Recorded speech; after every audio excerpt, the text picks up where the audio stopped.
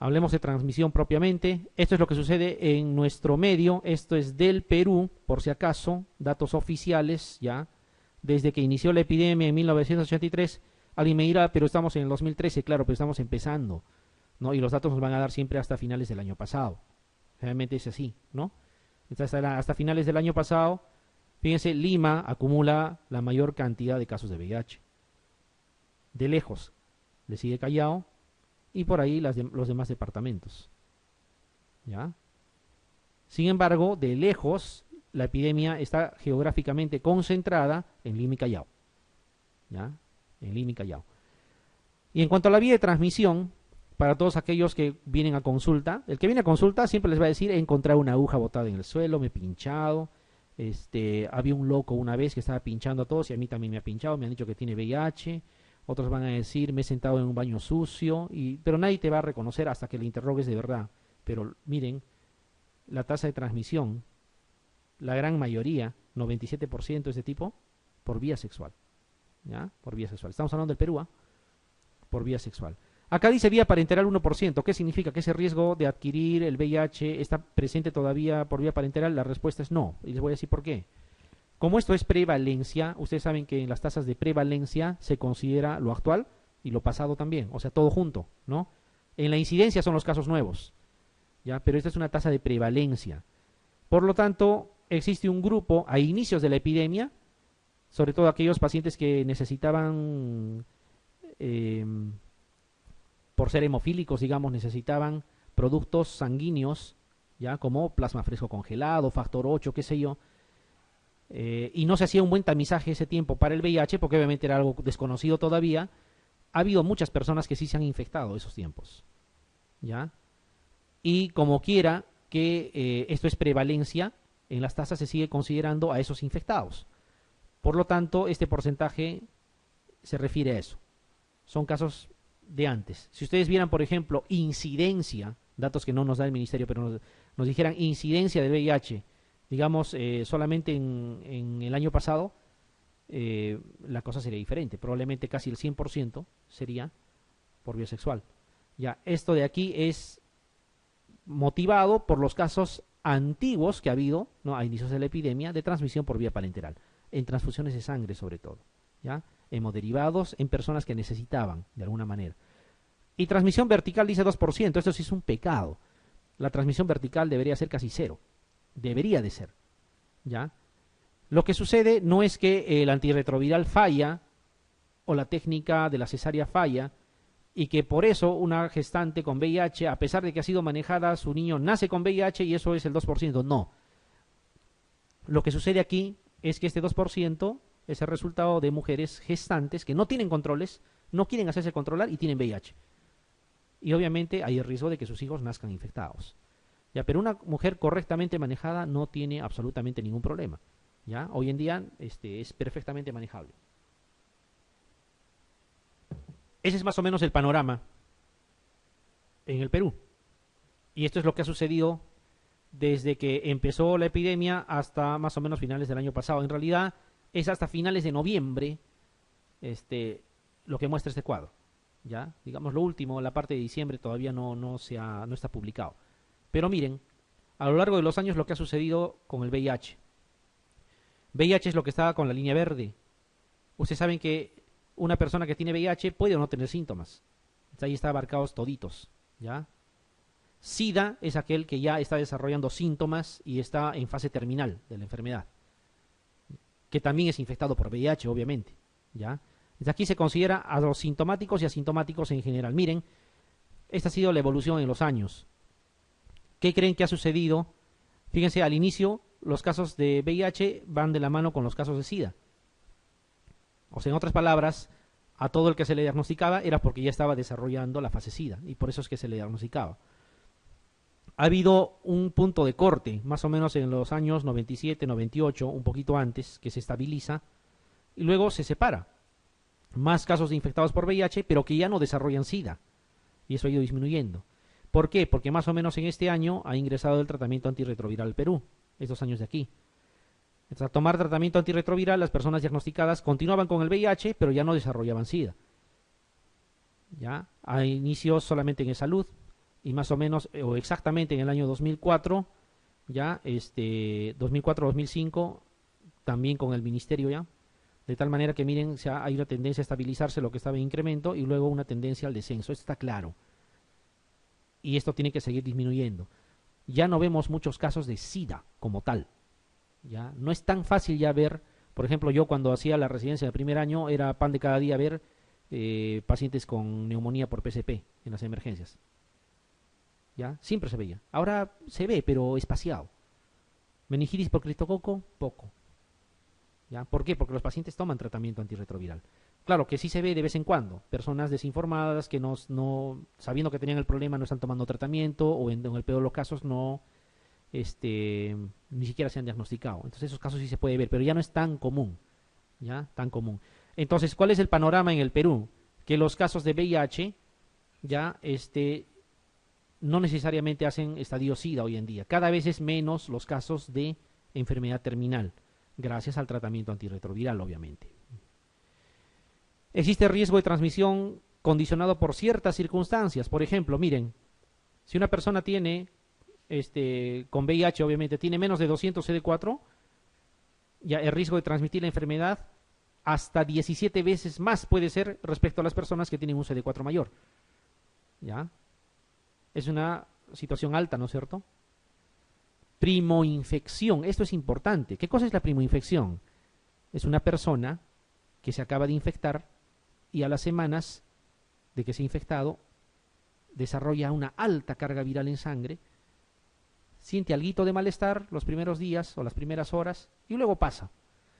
¿Ya? A veces pareciera una mononucleosis infecciosa, le sale ganglios, un poco de fiebre, malestar y que también se soluciona de forma espontánea.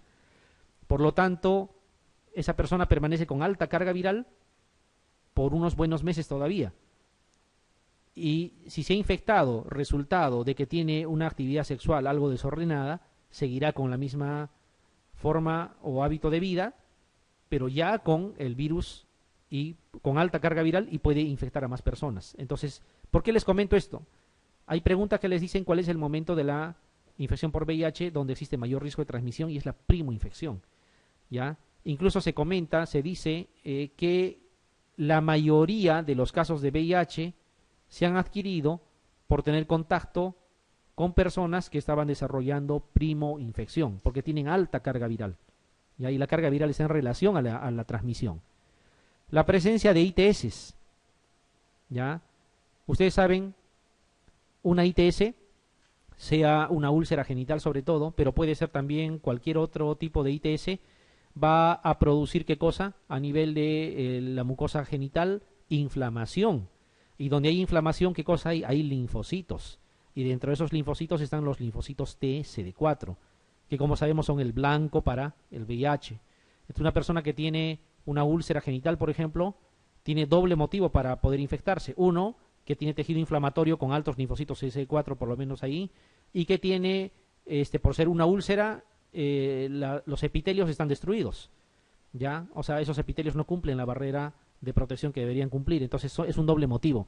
Las ITS aumentan el riesgo de transmisión desde 6 veces más hasta casi 17 veces más. Y la ITS que más riesgo de transmisión da o ocasiona es la úlcera genital. Y ahí dentro de ellos el herpes genital, si les dieran para escoger. ¿Ya? El herpes genital es el que otorga mayor riesgo de transmisión. ¿Ya? Pero tiene que ser un herpes activo.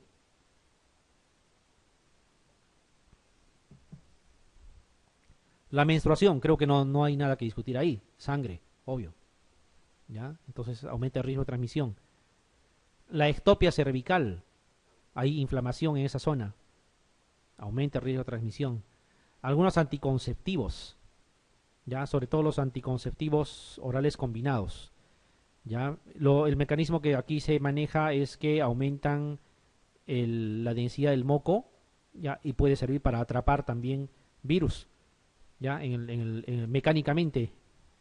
Obviamente si se usa protección esto no va a existir, pero también el riesgo no es tan alto, no es como las úlceras genitales o la primoinfección o el CD4.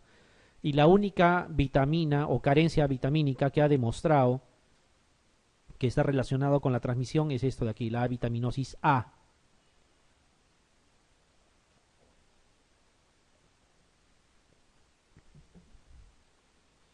¿Por qué creen? ¿Con qué tiene que ver la vitamina A? Con la integridad de los epitelios también, ¿no? Entonces de alguna manera está relacionado a eso. Si hay una carencia vitamínica que puede condicionar la transmisión del VIH, es la vitaminosis A, ¿ya? Son cosas que hay que recordar. Acuérdense de la primoinfección, es lo más importante. ¿Está relacionado a qué? A que existe alta carga viral, alta replicación de virus, así como han visto en el video inicial, ingresa uno y se multiplican y se siguen multiplicando. Entonces existe gran posibilidad de que en fluidos también exista alta carga viral y por eso se puede transmitir más fácil. Miren esto de aquí. Bueno, acá dice recientemente, ¿no? Pero esto de recientemente es relativo. Estamos hablando todavía del año 2000, sino que como así está escrito, tal cual lo estamos colocando. Dice, recientemente hemos podido saber que por bajo de cierto umbral de carga viral, ya que estamos hablando que la alta carga viral incrementa el riesgo de transmisión, dice, por debajo de cierto nivel de carga viral, exactamente menos de 1500 copias, la transmisión prácticamente no se produce. No se produce. ¿Ya? ¿Y quiénes tienen carga viral menos de 1500? Los que toman tratamiento antirretroviral. Persona que tiene tratamiento antirretroviral correcto no solo tiene menos de 1500, tiene menos de 20 copias. ¿Ya? Ahí es donde debemos de mantener.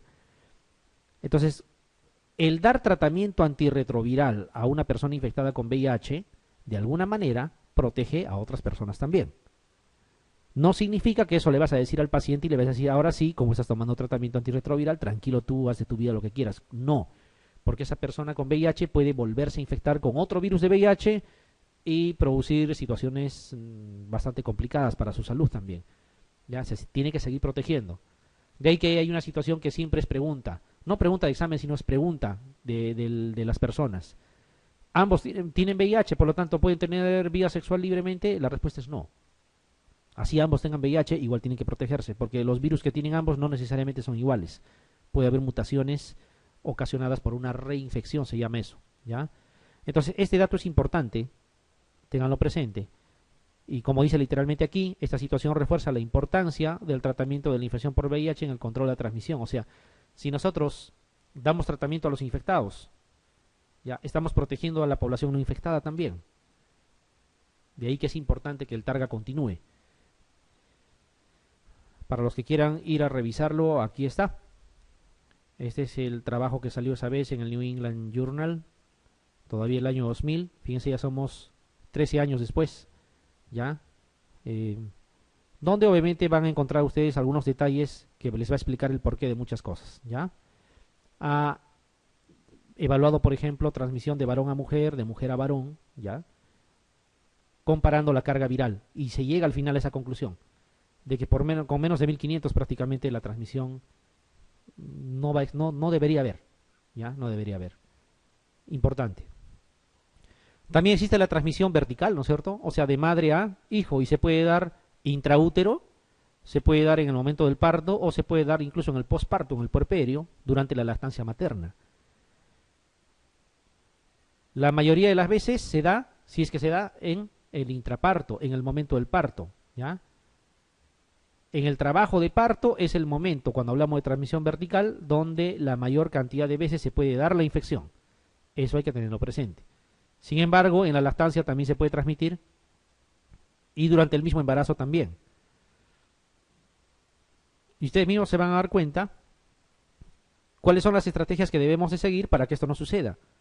Para empezar, si una mujer tiene VIH, se embaraza, no asiste a ningún control prenatal por miedo al que dirán, ¿ya? ¿Cuánto es la tasa de transmisión madre-hijo? Sin hacer ningún tipo de intervención, o sea, que no participe prácticamente el médico. La tasa es 25 a 30%, tampoco es 100%, 25 a 30%. Ese es el promedio. Lo que significa que la mayoría de los niños de mujeres infectadas con VIH y que no reciben ningún tipo de tratamiento, la mayoría es posible que nazca sin la infección, por si acaso. Pero ese 25% también es alto. Por lo tanto, se tiene que intervenir. ¿Cómo intervendrían si saben, por ejemplo, que se puede transmitir durante el mismo embarazo intraútero? ¿Qué se hace aquí? Se da tratamiento antirretroviral a la mamá. ¿Cómo evitan que se transmita en el momento del parto? Se hace cesárea. ¿Y cómo evitan que se transmita por leche materna? Se suspende la lactancia materna. Y esos son los tres pilares fundamentales que se tiene que trabajar siempre. Dar targa a la mamá desde la semana 14 del embarazo, terminar el parto por cesárea, antes del inicio del trabajo de parto, ¿ya? Y suspender la lactancia materna y dar lactancia artificial. Con esas tres cosas, esa tasa de 25 a 30% baja a menos del 1%. Se vuelve un riesgo teórico prácticamente. Alguien dirá, ¿y esto es posible aquí en el Perú? Por supuesto, esto es pan de cada día. Hay un montón de mujeres con VIH que todos los días dan partos por cesárea, obviamente, y dan hijos sanos. ¿Ya? O sea, no hay que ir a otro planeta ni a Estados Unidos para que esto sea real. ¿Ya? Esto es algo que se está manejando en el Perú hace mucho tiempo. O sea, una mujer con VIH no está prohibida de tener hijos. Pero sí está prohibida de no acudir a sus controles, por ejemplo. De dar parto domiciliario. De dar lactancia materna. ¿Ya? Esas son las cosas que no se debería hacer. Pero lo demás sí. Cada vez el paciente con VIH se está integrando mejor a la sociedad. ¿Ya? Cada vez desarrolla mejor sus actividades y prácticamente hay muchas personas que pueden tener como compañero de trabajo, por ejemplo, a una persona que está infectada por VIH y nunca enterarse porque prácticamente no tiene ningún tipo de deficiencia. Siempre y cuando sea una persona que haga cabalidad todo, ¿no? Porque si, digamos, consume drogas, consume alcohol en cantidades importantes, no toma sus antirretrovirales, etcétera, obviamente sí va a tener problemas. ¿Ya? Pero la idea es que no. ¿Ya? ¿Se va entendiendo lo que estamos comentando? Ya. La pregunta, ¿qué tipo de actividad sexual implica mayor riesgo de transmisión para el VIH? O sea, entre los siguientes, el tipo de actividad sexual que implica, dice, mayor riesgo de transmisión para el VIH de entre los siguientes. ¿Cuál será? Acá, de lo que hemos hablado, todavía le han dado un término adicional, receptivo, insertivo. Ya, obviamente, por ejemplo, sexo vaginal receptivo se referirá pues a la mujer. Si dijera sexo vaginal insertivo se referirá al varón. Ya, a eso más o menos se refiere. Acá dice sexo vaginal insertivo. ¿Trae riesgos? Claro que sí. Pero te está preguntando por el que más riesgo puede otorgar, y ya lo hemos comentado. Sexo oral igual insertivo receptivo, sexo anal obviamente, ¿no es cierto? Ya. ¿Cómo se llama esto? Lapsus. Esto hay que arreglar.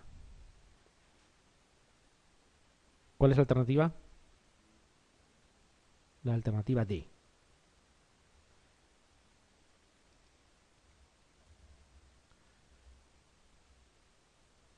Ya. Ahora sí, ¿no? Ahora yo les hago un comentario.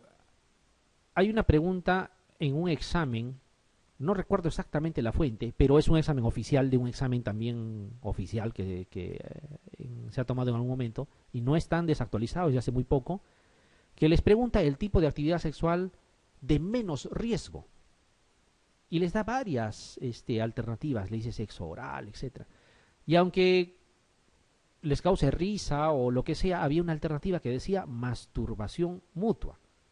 Y esa es la respuesta, por si acaso. ¿Ah? No vaya a ser que por ahí les repitan algo parecido y ese rato no sepan qué cosa responder. ¿Ya? Ese tipo de actividad sexual está sugerido bajo ciertas circunstancias, ¿ya? Y es la que menos riesgo de transmisión, obviamente, puede conferir. Acuérdense, por favor, de eso, ¿no? Para que no sea que no nos comentó y... Ya, pero hay una pregunta que dice así. Y es una pregunta oficial, ¿ah? Sí, doctora, algo quiere preguntar.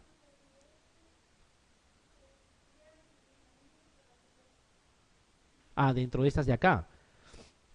El oral insertivo sería el que menos riesgo trae. Ajá, insertivo, pero. O sea, en el caso del varón, ¿no? Sería el que menos riesgo le puede ocasionar. ¿Ya? ¿Por qué? Por una sencilla razón. Por una sencilla razón. Si seguimos y está bien la pregunta, si seguimos en el caso, habíamos dicho en la mucosa anorrectal era donde más había estas estructuras que podían permitir el ingreso o la entrada del VIH. La que le sigue es la mucosa vaginal. ¿Ya? Después viene la mucosa que está en el prepucio del pene. Por eso es que la circuncisión protegía al varón. Y en mucha menos cantidad está en la mucosa oral. Entonces, por lógica nada más, una mujer que practica sexo oral sin protección, ¿corre el riesgo de infectarse? Sí, claro. Tiene estructuras por donde puede ingresar el VIH. ¿Ya? Tiene. A lo revés, en la saliva existe VIH, eso sería el riesgo para el varón. Sí se ha detectado algunas veces, pero no en cantidad suficiente como para infectar. ¿Ya? Entonces, el sexo oral insertivo, o sea, hablando del varón, ¿le confiere riesgo? Teóricamente sí, algo. Pero, o sea, en realidad no estadísticamente significativo. O sea, es algo que de forma teórica podríamos considerarlo. Entonces, si les dieran estas alternativas, obviamente la B sería la alternativa que da menos riesgo. La de mayor es obviamente la alternativa D, la que hemos considerado. ¿Ya? Pero la cosa va más o menos así. Y acuérdense de esa otra cosa que les he dicho, porque sí, en alguna pregunta la he visto. Muy bien. Respecto a los mecanismos de transmisión del VIH, es falso. Lo falso van a buscar aquí. Dice, el VIH se aísla, justo ahí está la pregunta que comentó, se aísla en saliva de portadores, pero sin transmisión por este medio. Justo lo que les he comentado. Sí, algunas veces se ha aislado, de saliva, en orina, ¿ya? Pero son fluidos que se consideran no infectantes, ¿ya? Porque es muy escaso, o sea, puede aislarse, pero no es que su sola presencia signifique infección. Se necesita un mínimo de carga viral, como han visto, para que pueda darse transmisión. La transmisión madre-hijo puede darse en el embarazo y el parto, pero bueno, acá es otro lapsus de escritura, ¿no? ¿Qué falta acá? ¿Qué letra? Así es. Vamos a... Ya nos han malogrado la pregunta. ¿Dónde está? Pero acá es, ¿no?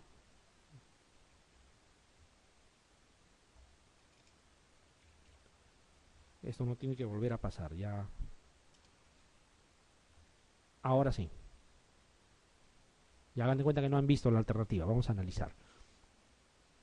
Dice, la transmisión madre-hijo puede darse en el embarazo. Eso es cierto, hemos visto. En el parto es donde más se da. Pero no por lactancia. Creo que está clarísimo que esa es la alternativa incorrecta, ¿no es cierto? ¿Ya? La otra dice, la transmisión por agujas infectadas en el personal de salud es menor que en el caso de la hepatitis B. ¿Qué dicen? Sí. Esa transmisión por agujas es también muy teórica. ¿Cuánto de carga viral puede haber en un pinchazo? Comparado con, digamos, una relación sexual normal, heterosexual, donde hay intercambio de fluidos y hay mucha más cantidad de carga viral. ¿Ya? En realidad es teórica, muy teórica. ¿Que existen casos reportados como probables? Sí, como probables. Porque es fácil que yo me infecte y para no tener problemas en mi casa digo, me pinché pues la semana pasada, punto. ¿No es cierto? Entonces es probable, pero así casos que se haya determinado que son seronegativos, que haya habido pinchazo, por ejemplo, con aguja y que pues hayan seroconvertido, en realidad está en duda, ¿ya? Está en duda. Es más, hay un riesgo teórico, es de 0,03%, es bajísimo, ¿ya? ¿Cuánto es el...? No, perdón, 0,3%. Hay que hablar claro, es 0,3%. O sea, ni siquiera 1%. Y en el caso de la hepatitis B, la transmisión por agujas, ¿cuánto es? De 25 hasta 45%, según... Y en promedio, 30%, en promedio. Y si ustedes hacen una comparación, 30% que es para el VIH, perdón, para la hepatitis B, comparado con ese 0,3% que es para el VIH, a ver, dividan 30 entre 0,3, ¿cuánto sale?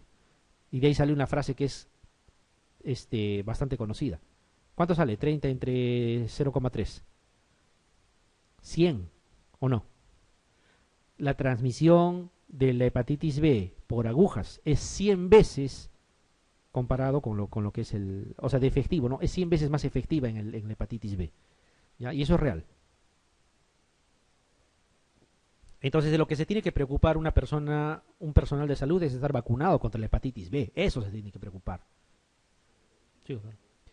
En la hepatitis C es menos. ¿Ya? Se habla hasta de 5% más o menos. ¿Y cuál es la secuencia? El orden alfabético. A ver, hepatitis B primero, luego ¿qué viene en orden alfabético? C, y después viene V de VIH. ¿Ya? En orden alfabético, acuérdense.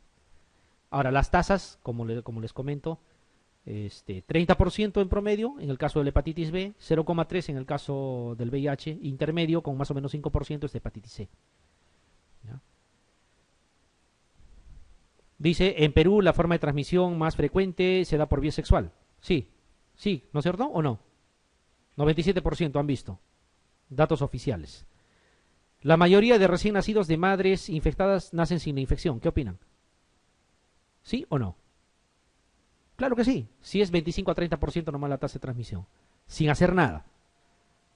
¿Ya? Significa que de más o menos un 70% a 75% deberían nacer sanos. O sea, la mayoría. Y si hacemos intervención, o sea, damos targa, cesárea, suspensión de lactancia materna, más del 99% deberían nacer sano.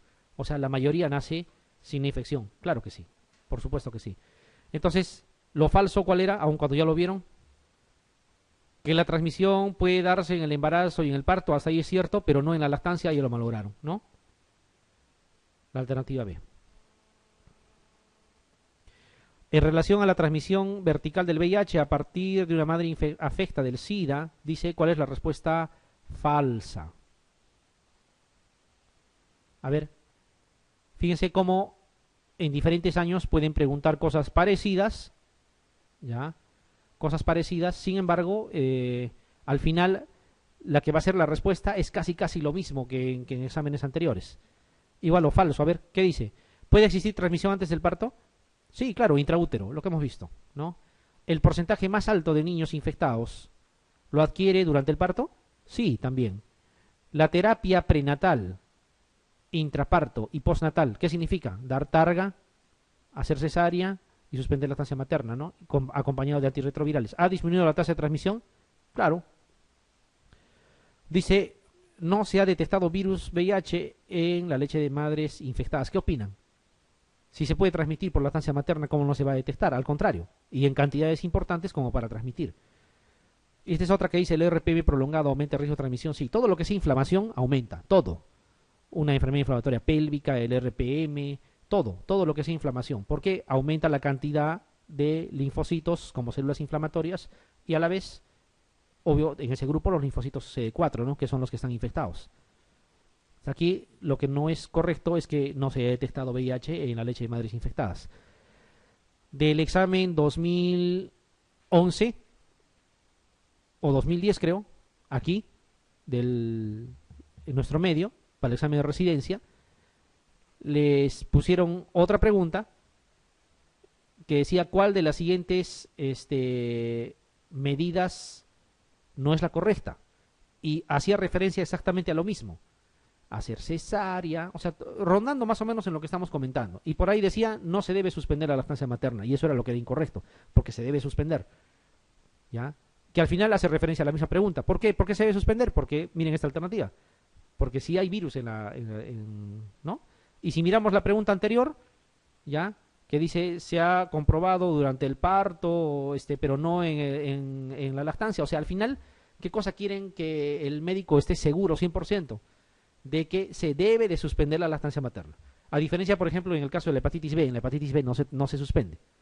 ¿Ya? En la hepatitis B se maneja normal todo, pero continúa la lactancia materna. Son dos diferencias.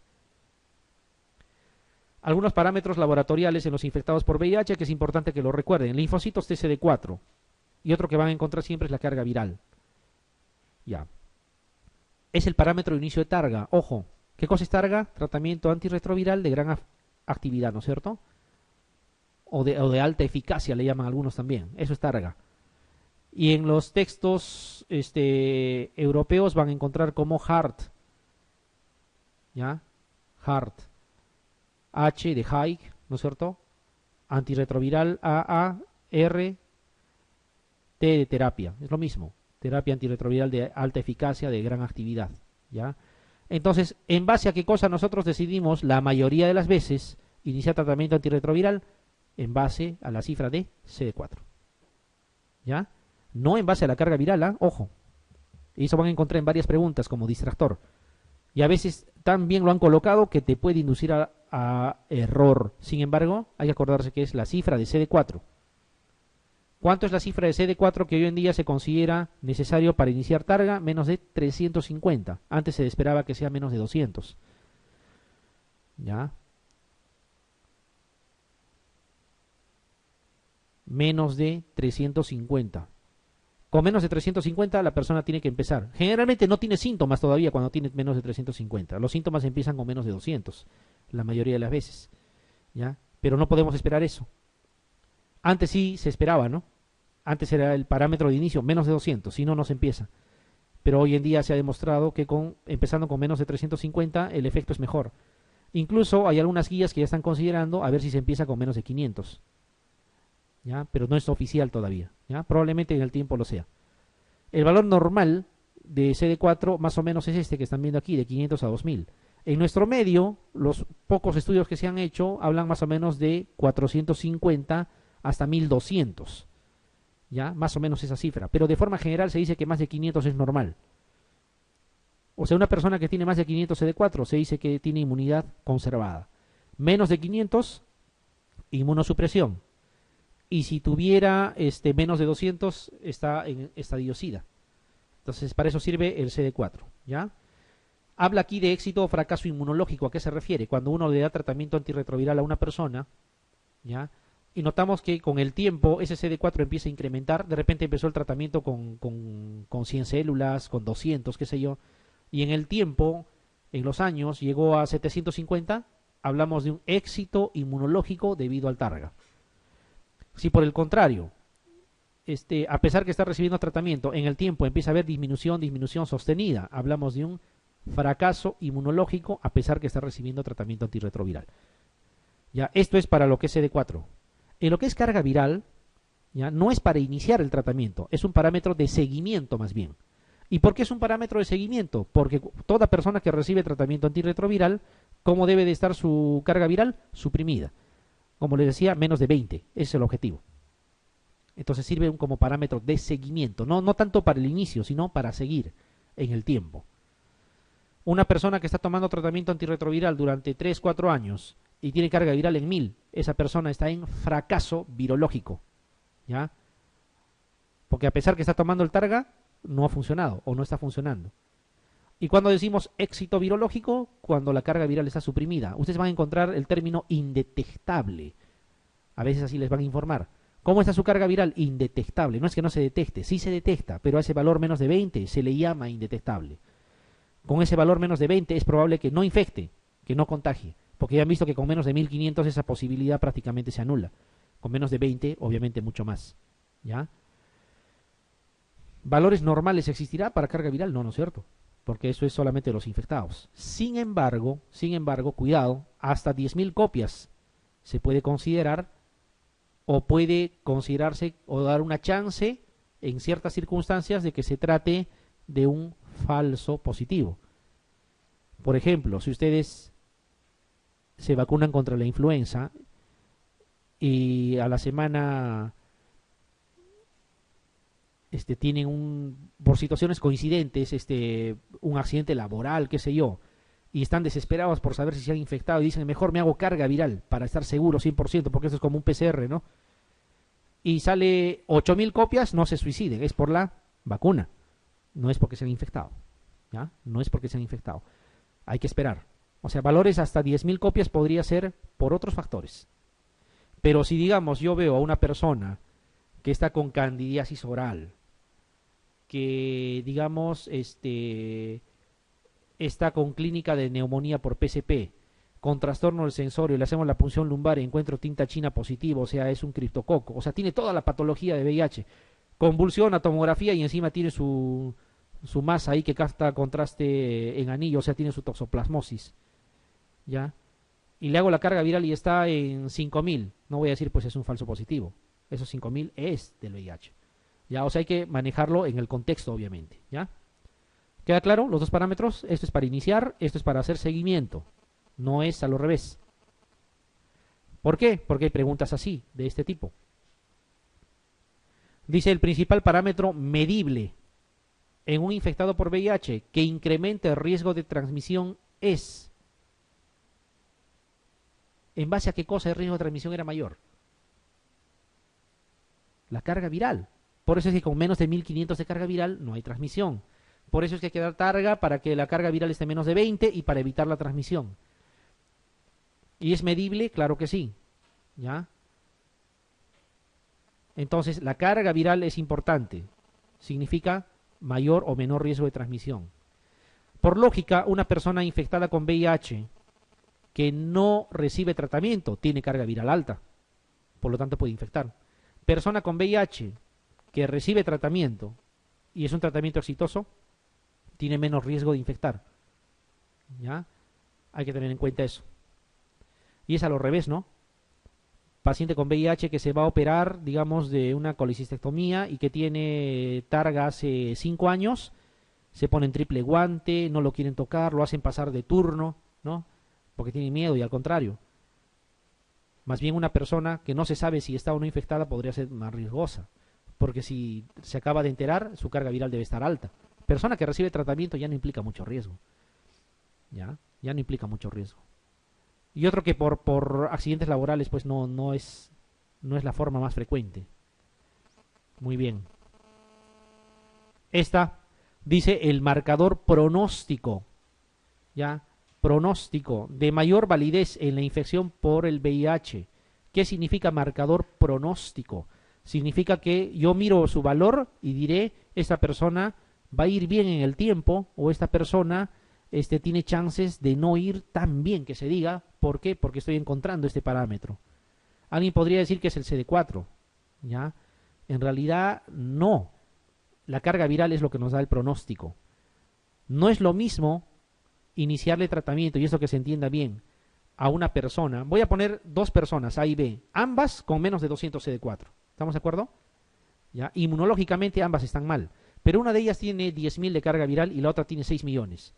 Esa que tiene 6 millones, ¿ya? Obviamente destruye CD4 más rápidamente, ¿no? Por lo tanto, esto de aquí, que lo que dice como marcador pronóstico, es carga viral, por esa situación concreta, ¿ya?